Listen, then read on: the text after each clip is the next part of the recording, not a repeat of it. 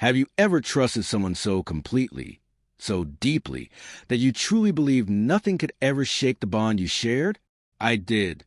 I believed my marriage was unbreakable, a fortress built on love and friendship. But sometimes it's not a loud, explosive betrayal that breaks you. It's the quiet, the hidden moments, the secret whispered names that shatter everything from within. My name is Darren. I was married to Mira for 5 years. She wasn't just my wife. She was my best friend.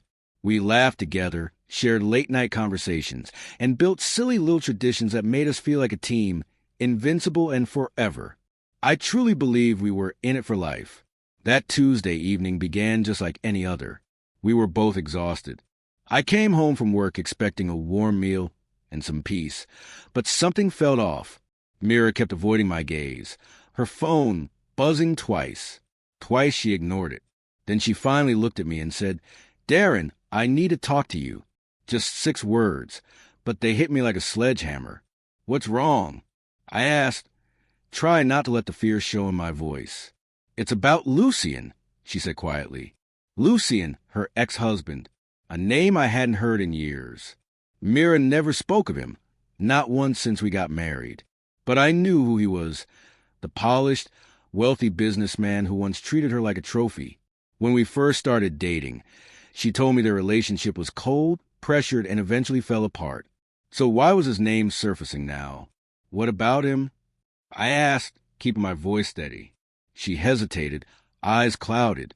I saw him today. It wasn't planned. He was at the grocery store. We talked, and then he called me after. He wants to meet again. My heart dropped. You're not thinking of meeting him, right? I tried to keep calm. She looked down, uncertain. I don't know. We were together a long time. Maybe we just need closure. Closure. That one word has destroyed more marriages than any outright betrayal ever could. I swallowed hard. Why didn't you tell me sooner? I didn't want to upset you, she whispered. I thought it wasn't important. But it was, at least to me. From that night on, things changed. Mira grew quieter, more distant. Her phone was always close and locked. Her eyes, once bright and full of mischief, became cold and empty. A week later, I came home from a brutal day, shoulders aching, head pounding. All I wanted was a warm meal and a hug. Instead, I found cold noodles on the counter. Mira sprawled on the couch, absorbed in her tablet. You couldn't cook something fresh? I asked, trying to sound casual. She didn't even look up. I had a lot going on today. Like what? I pressed. She paused and said, updating my design portfolio. I sighed. I'm not asking for a 5-course meal, just something real. She snapped her tablet shut. You think I sit around all day? I keep this home clean, manage the bills, organize everything. I never said you don't, I replied quietly. But lately it feels like I'm living with a roommate, not my wife. She snapped back. Maybe if you made more time for me, I wouldn't feel so distant. And maybe if you weren't texting behind my back, I wouldn't feel like a second option. Silence settled, heavy and suffocating. Then she said it, words sharper than any knife. If you were more like Lucien, maybe I wouldn't be so disappointed. Those words cut deeper than she knew. I said nothing, just turned and walked away. The next morning, she was gone. No goodbye, no explanation.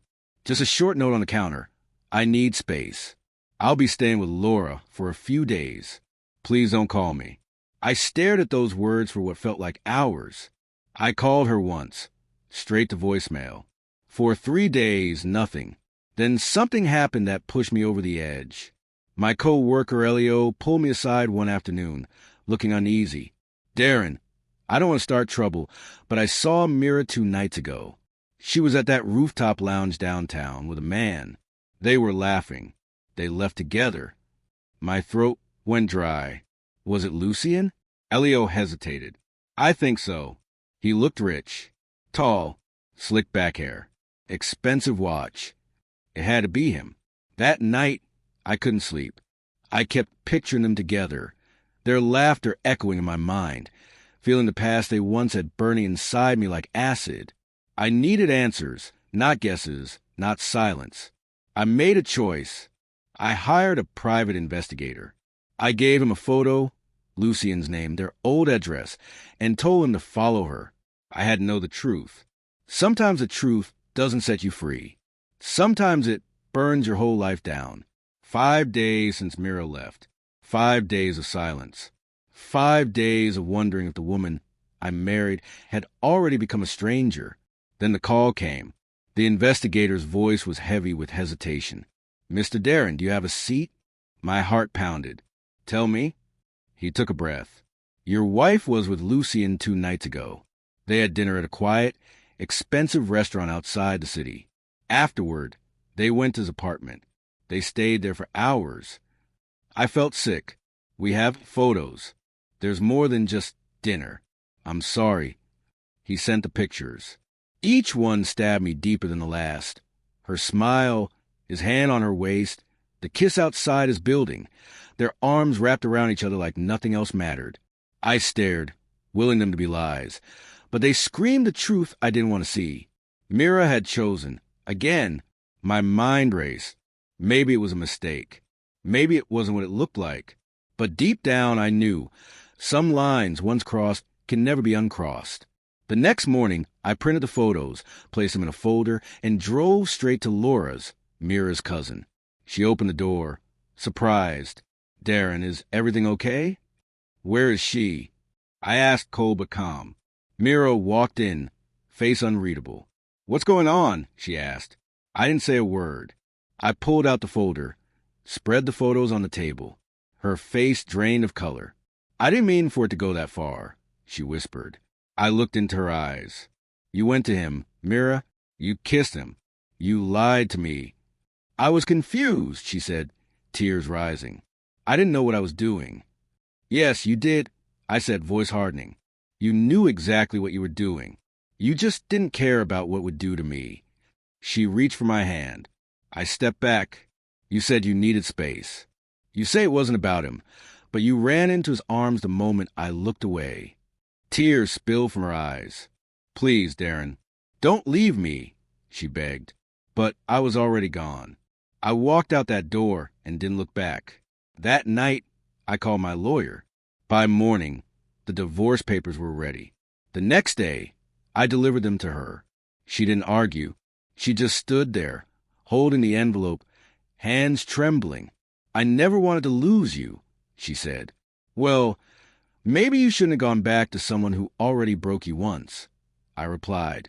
She stood there silently as I walked away.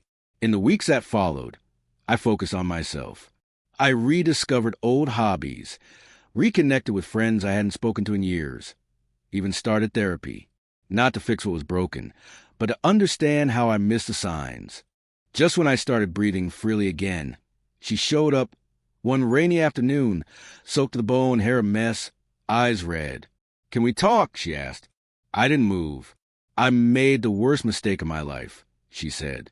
"Lucien didn't want anything serious. He used me. He doesn't love me, Darren. But you always did." "Did I?" I said simply. "I miss you.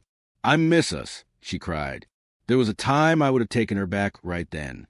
But not anymore. I've healed too much to bleed again. "I wish you peace, Mira," I said quietly. She stood there for a long moment, then finally turned and walked away. The door closed on a chapter that once meant everything. Here's the truth heartbreak reveals. It doesn't destroy you. It shows you who you really are. Someone stronger, clearer, and no longer afraid to let go. If you've ever been betrayed, remember this. You are not defined by what someone did to you. You are defined by how you rise from it.